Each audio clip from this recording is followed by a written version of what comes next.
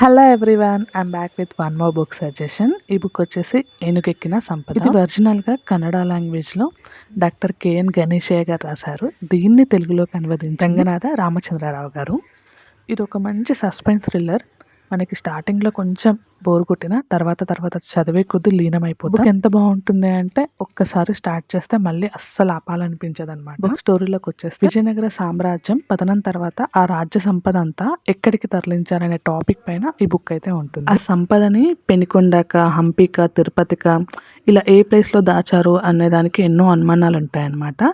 So అప్పట్లో ఆ రాజులు ఆ సంపదని దాచిన తర్వాత దానికి గుర్తుగా వాళ్ళు ఒక పాటని అయితే క్రియేట్ చేసి ముందు తరాల వాళ్ళకి చెప్తా ఉంటారు. అసలు విజయనగర సామ్రాజ్యానికి తిరుపతికి గల సంబంధాలు ఎలా ఉండేవి అనే దాని గురించే కాకుండా ఈ బుక్ లో నన్ను చాలా ఆశ్చర్యపరిచిన విషయం ఏంటి అంటే ప్రజెంట్ మన తిరుపతి టెంపుల్లో గల ప్రధాన శ్రీనివాసుని విగ్రహం ఉంటుంది కదా, దాని గురించి మనకి తెలియని కొన్ని విషయాలు ఈ బుక్ లో చదువుతాం అనమాట.